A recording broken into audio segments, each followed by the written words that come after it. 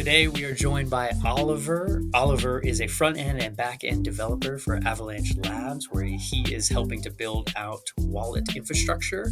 And he is also the president of TAPSF, TAP being Taiwanese American Professionals. Yes, super excited to be talking to Oliver today and comparing how to run a Web2 nonprofit with how to run Web3 DAO. Very exciting.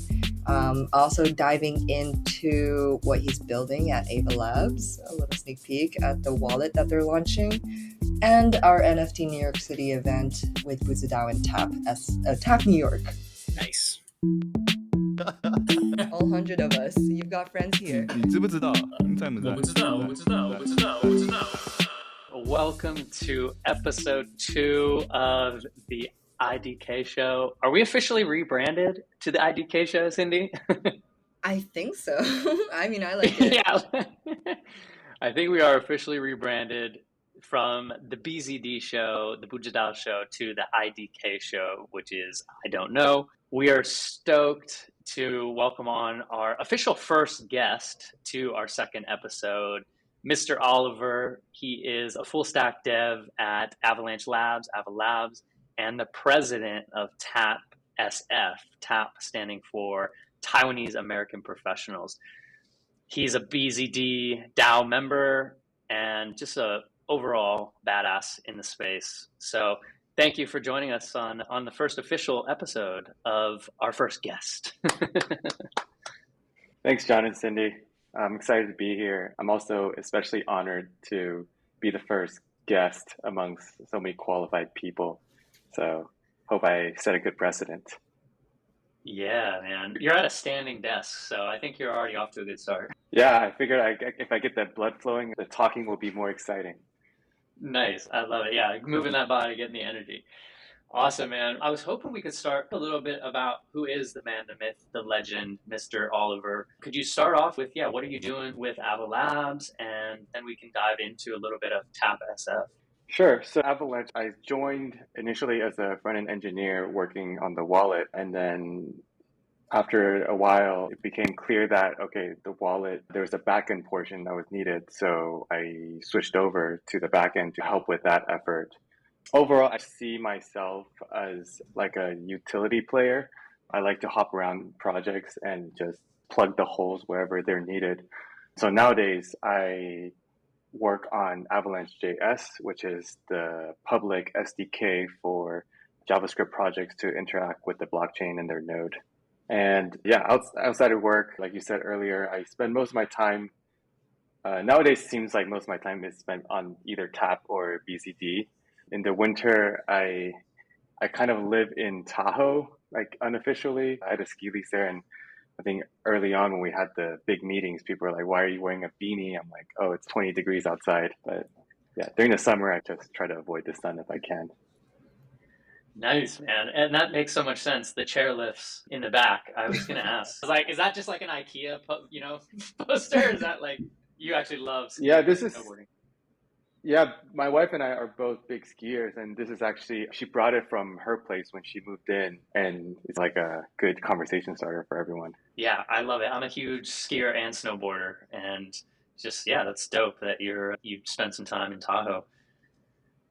Cool, man. I would love if we could dive a little bit into Avalabs in the sense of we're in a bear market, things are rough, but people keep building. They say steady building. So what's the sentiment you're feeling? You're working with, I'm sure, so many incredible devs on different projects, being a utility player. What's everyone's vibe right now? If you could give us a little insight into kind of top layer 1 protocol stuff right now. Yeah, I would say, I think in the past month or so, there's like a obligatory 5-minute venting session about how everyone's getting pummeled.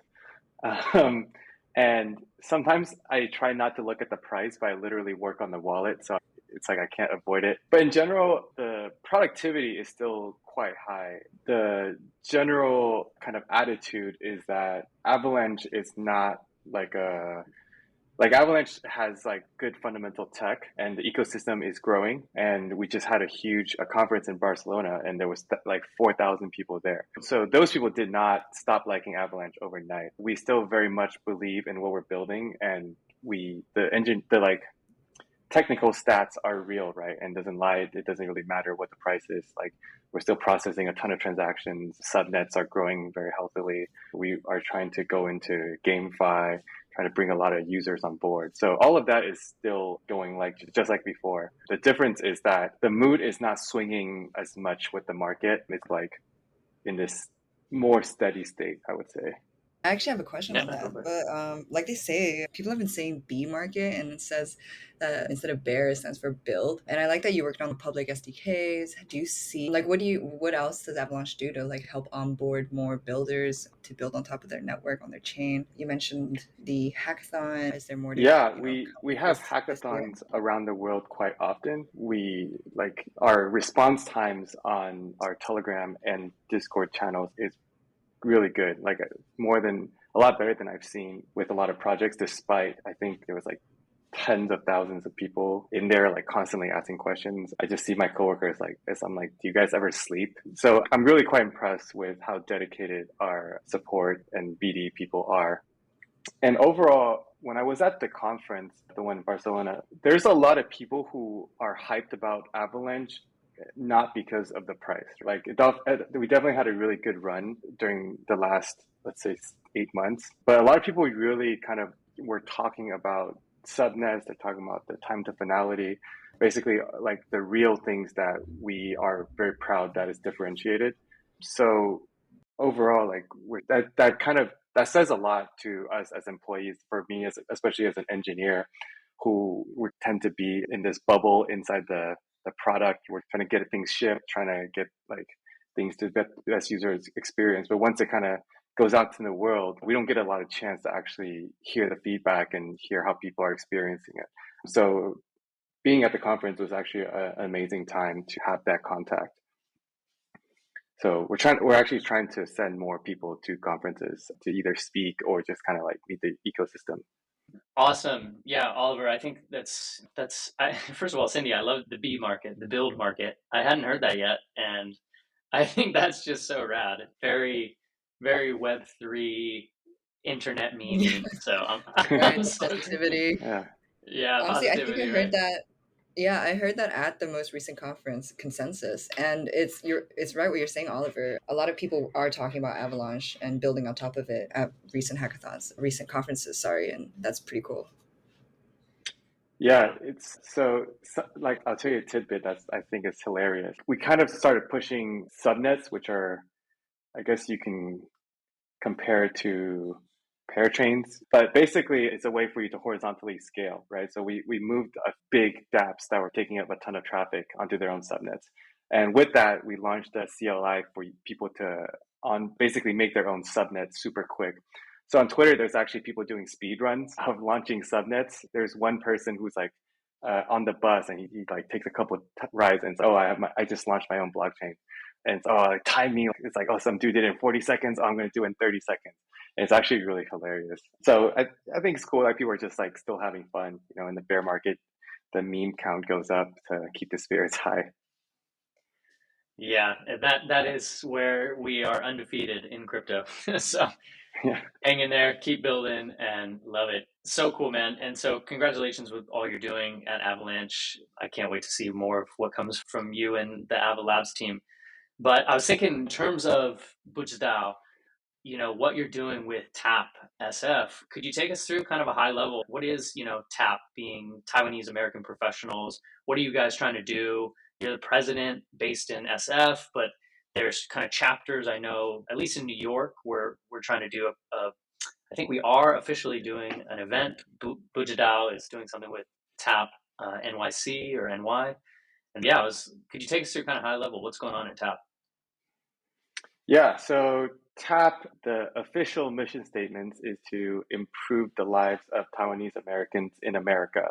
And that kind of breaks down into a few things. One is that we're US focused, so we don't actively do too much with the folks in Taiwan, except if there's like a disaster, we'll try to donate. But the community building aspect is very much US focused. And the second part is that we are very much apolitical, right? So it's actually because of our 501c3, we're not allowed to do anything political. So you'll never see us either campaigning in the US or Taiwan elections. So other than that, we basically do a ton of events for the community, and they break down into 4 pillars. There's professional, health and wellness, social, and community service. And we're kind of internally organized that way too. So there's basically a specific committee for each kind of pillar. And one more big thing that we do is we take over Union Square during AAPI Heritage Month.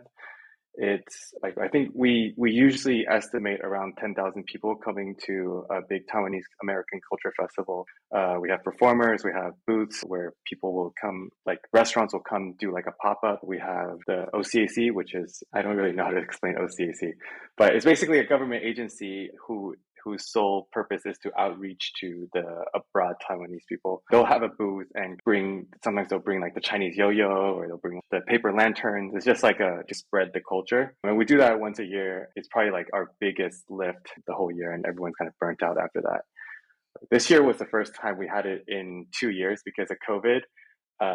Was extremely hectic. Like only two or three people even who was working on putting on the festival has even been to one. I think the team did an amazing job, and I was super happy about it. And I was extremely proud of what they were able to achieve, given that we generally rely a lot on institutional knowledge. And how I think BZD and TAP has a lot of connection.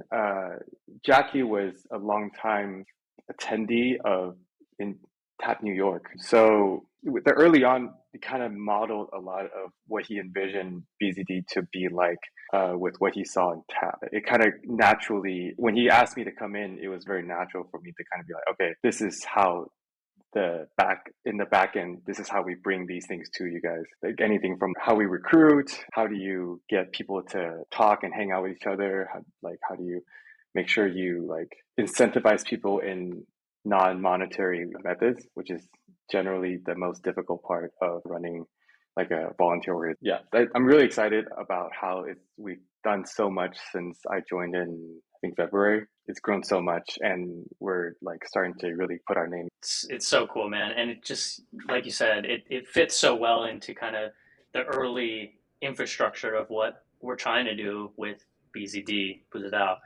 Cindy, do you mind jumping in and talking a little bit about what's going to happen with TAP and Y and Bu Zhi DAO? Yeah, sure. I thought what you just said was very interesting. Our first episode covered a lot of that too, like why DAOs, how to keep members incentivized, how like I think DAOs are going to be the future, right? Everyone's building tools to solve all these issues. And before we dive into that, I do have a question about that. Like, what has been the most effective or something you've seen transfer from, building out TAP as a nonprofit community into a Web3 DAO space? Yeah, so I would say TAP and BZD has a ton of overlaps in organization, because BZD is not like an investment DAO where things are a lot more straightforward. And like what's the difference between a DAO and like a Web2 nonprofit to me is that you have a token, right? And with tokens comes with governance and tokenomics. But I think at least from what I've observed thus far, it's actually a lot more similar to TAP than I thought it would. Whereas, like, we haven't really figured out all the distributing token rewards for tasks, but people are all working so hard. And I think at the end of the day, that's how you know people are connected to the mission and you're doing something right. We have like 55 members, and everybody has jobs, right? And I'm sure they can do what they're doing for BZD for money, but yet they're willing to donate. They're willing to come to meetings where we have tons of debate on how to do things. Like, people really are invested.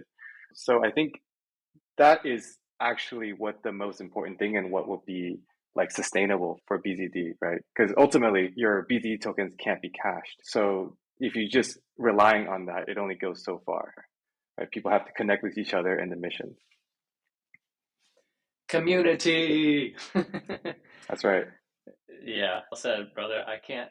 Yeah, just to know that we are 55 deep now in the core team, and everyone has kind of a role and is contributing in certain ways, even when we aren't exactly sure right now of the incentive structure for tokenomics. I think you're right. That just struck me. I was like, yeah, look at us. We're recording right now. We don't like we're just doing it for the sake of doing it right now. And so, well said. So yeah, to add on to that, I'm really excited that we're going to be planning an event together. Like you said, it ties all our mission together, and we're going to be binding these two communities that have, I guess, this passion for building and just contributing.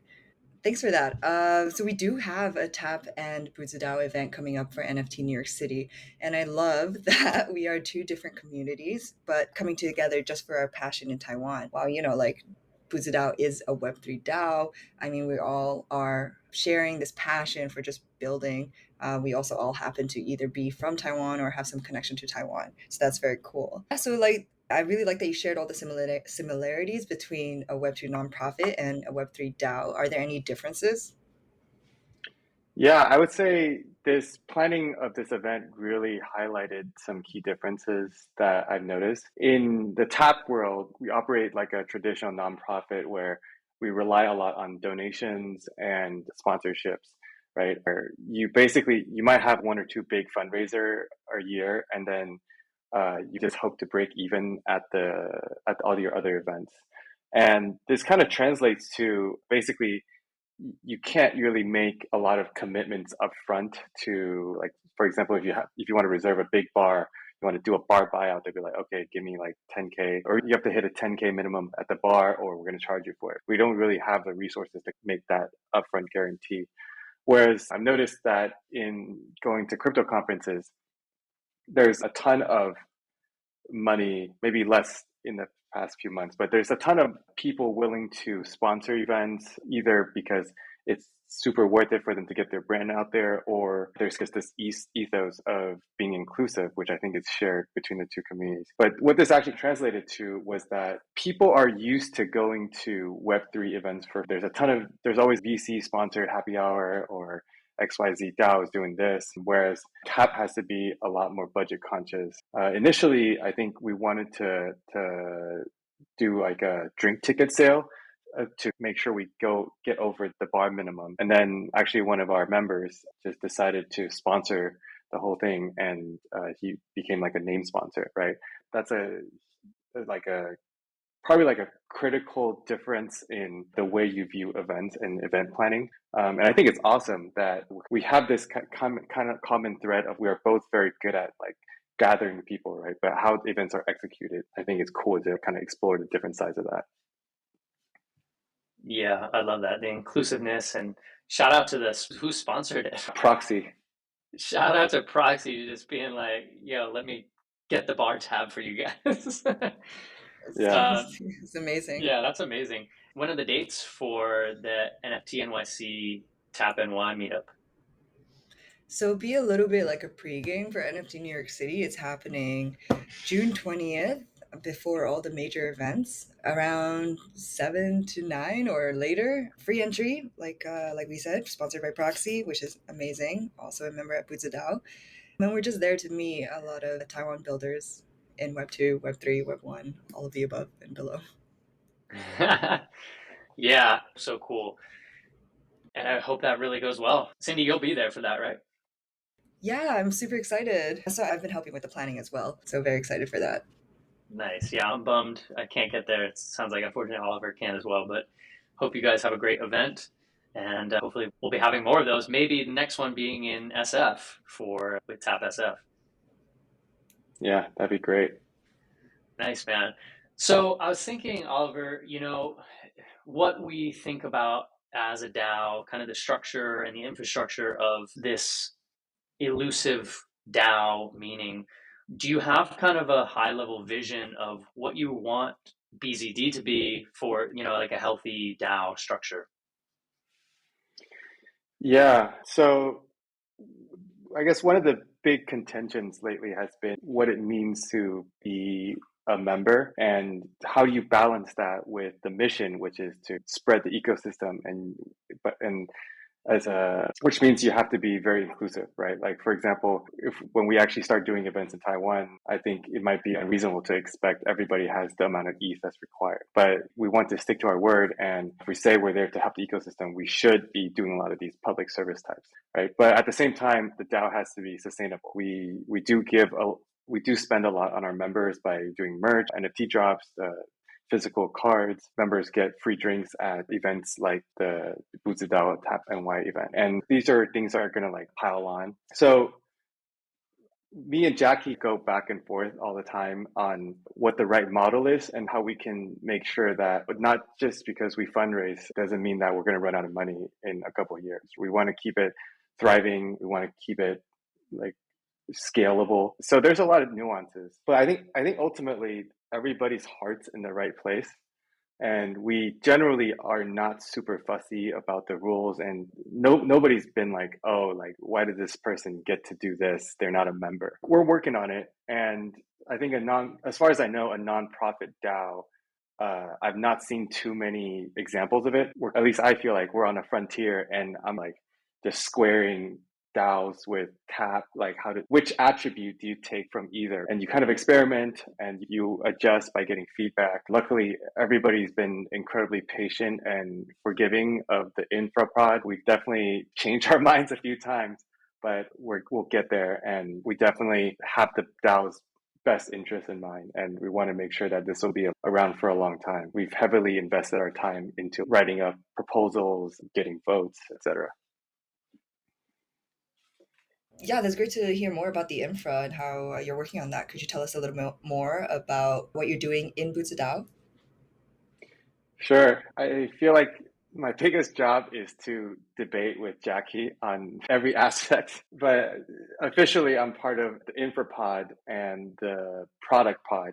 The product pod is a lot more like a traditional product team where we have PMs, designers, and PM designers and engineers. We're working on the BZD website as well as our NFT drops. So I feel like that part is a lot less drama because everybody's worked in a org and that's their profession. So everybody knows what they're doing. The infra pod is where basically it's the pod that supports the rest of the DAO. So we handle everything from tokenomics to recruiting to onboarding, figuring out how the pod's leaders sync together and how we can come to consensus on rewards. Basically, you can think of it like HR / like VP, everywhere in between. Basically, wherever there's tasks that don't fall into any pod, we just take it on and try to come up with a solution. And there's a lot of disagreements all the time. And I think that's amazing because not like the end idea is always better than what each of us came up with. And we will then write it up and show it to people. It's definitely a lot of like your passion. It's a lot of passion driven. Like people will like, it sometimes feels like parents arguing on how to raise a kid. Both parents really want what's best for the kid, but we go about it in slightly different ways. And only when you talk it out, do you actually arrive at a solution that's actually better than each individual. Baby Bu Zhi DAO. I love it. Yeah. Yeah, great analogy right there. Cool. Thank you so much for making some time out of your hectic, Avalabs and TAPSF, Bu Zhi DAO infrastructure, daily everything I can imagine. But I was hoping we could close with, what have you learned in the space? Any tips and advice, any safe practices, anything you can share from an advice standpoint that has really helped you navigate the ever-changing landscape of Web3 and crypto? Yeah, I think Dunning-Kruger is very real. I think when you're not in Web3 and somebody says something about Web3, you think you know just the headline level of things, and you kind of just reinforce whatever you already think, right? Whether you think Bitcoin's a scam or it has value, but who knows, it's like just for the kids, or I'll never understand it, right? I think people are entrenched in their kind of impression of it. until you dig into it, and then you realize there's so much more. I think the best advice I have is to just always be learning, always be talking to people. A lot of times the best information is not even written down. You get it by talking to multiple people, and they have their sources, and you're getting like the conclusions that they've arrived at. And then after talking to multiple of those, you arrive at your conclusion. But it's like a never ending source of excitement. There's a lot of smart people doing a lot of great things. So just don't be discouraged. I definitely felt it was intimidating when I first entered. I still find it pretty intimidating when I talk to people who've been in it way longer. Just one step at a time. Look at some YouTube and don't try to learn all at once, and do what you can and at your own pace. Nice. Love that. Cindy, do you want to end with kind of any question?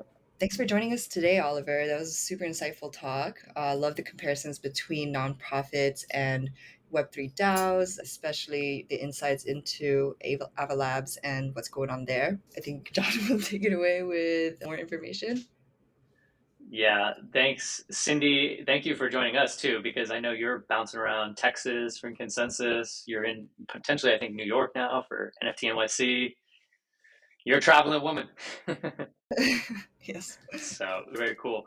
Oliver, where can people find some of your work? Where can they find maybe you online? Any of your social plugs? Sure. On Twitter, I am Oliver, which is OHLVAR. It's a weird spelling of Oliver. I was surprised that that was available. But other than that, let's see. Hi, I'm Oliver Wang on Instagram. If you want to see my cooking, I'm pretty big into cooking. So we do other things. Yeah. Nice thing about cooking is you can't check the market when you're cooking, right? True. That's the advice. The markets can be on fire, but your food can't. That's right. Nice. Awesome, Oliver. Thank you so much again for joining us on the first official kind of deep dive into our team. And we hope to be giving you constant updates of what's going on with everything in the near future. So thanks so much for joining us. All right. Should we do a little like outro music goes out? Yeah, outro. I don't know. Oh, yeah. 我不知道。Oh, wait, yeah. 现在知道。不知道。